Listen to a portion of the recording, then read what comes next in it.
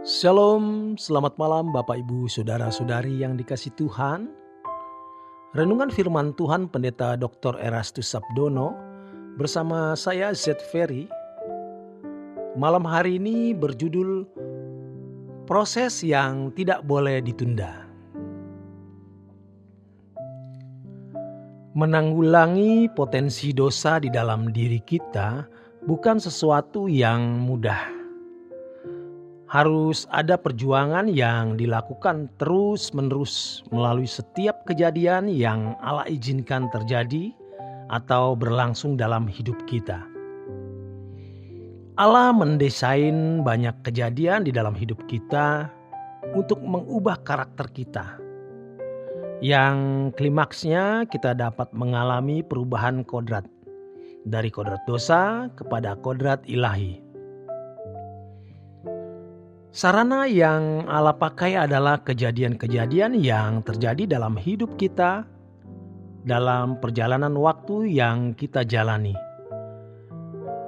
Melalui kejadian-kejadian hidup yang kita alami atau kita jalani, Allah membidik kelemahan-kelemahan kita dan mengubah hidup kita untuk menjadi manusia sesuai dengan apa yang Allah kehendaki. Allah sebagai arsitek jiwa mengerti bagaimana mendesain keadaan untuk membidik kelemahan-kelemahan kita sampai pada perubahan yang permanen, yaitu mengenakan kodrat ilahi. Oleh sebab itu, kita harus mensyukuri setiap kejadian yang Allah izinkan terjadi dalam hidup kita. Kita harus memahami bagaimana proses seseorang mengalami kematian kodrat dosa demi tumbuhnya kodrat ilahi dalam hidupnya. Kalau misalnya seseorang memiliki kelemahan, yaitu yang temperamental atau mudah marah, Allah justru mempertemukan dirinya dengan berbagai atau persoalan yang membuat dirinya marah. Ketika di suatu kesempatan dia mendapatkan keadaan di mana dia merasa harus marah sehingga tergoda untuk memukul orang, harus banting barang dan lain sebagainya. Pada waktu itulah dia harus belajar untuk mengendalikan dirinya. Kejadian semacam itu bisa terjadi berulang-ulang. Kejadian yang berulang-ulang tersebut adalah kesempatan di mana ia harus mendapat mengendalikan dirinya. Sebagai hasilnya, monster kemarahan dapat dimatikan. Tetapi kalau dia berkata, "Kali ini saja kupukul dia, besok aku tidak mau pukul orang lagi." Biasanya, kenyataannya ia sangat mungkin akan memukul orang itu lagi atau memukul orang lagi. Dalam hal ini, seharusnya dia tidak menunda untuk tidak memukul orang. Pada mulanya ketika ia menahan diri untuk tidak memukul, rasanya masih berat. Kalau di kesempatan lain ia menahan diri dan berhasil tidak memukul orang, akan terasa lebih ringan atau lebih bisa tidak memukul orang. Sampai akhirnya dengan mudah tidak memukul orang atau otomatis tidak akan pernah memukul orang lagi. Inilah prosesnya.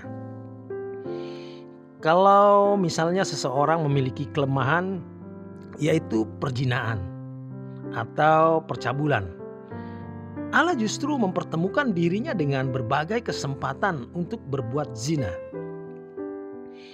Ketika di suatu kesempatan dia mendapatkan keadaan di mana dia bisa berzina, pada waktu itulah dia harus belajar untuk menguasai diri untuk tidak berzina. Keadaan semacam itu bisa terjadi berulang-ulang, di mana ia harus menguasai diri untuk tidak berzina. Dengan cara demikian, ia memadamkan monster perzinahannya.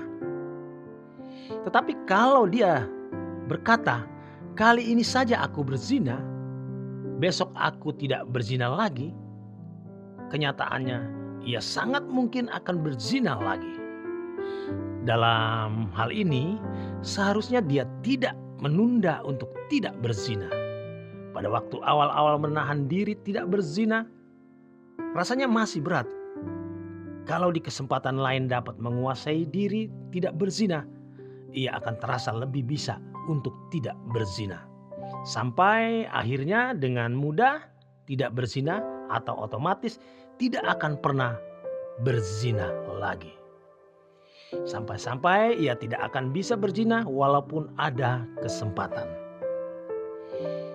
Inilah yang disebut sebagai sekolah kehidupan atau proses pemuritan yang dipimpin dan dikawal langsung oleh Roh Kudus dalam kehidupan orang percaya yang mengasihi Allah. Perubahan kodrat tidak akan pernah terjadi tanpa proses seperti yang dikemukakan di atas tadi. Allah membutuhkan kejadian-kejadian atau peristiwa-peristiwa untuk mendidik anak-anaknya agar dapat mengambil bagian dalam kekudusannya.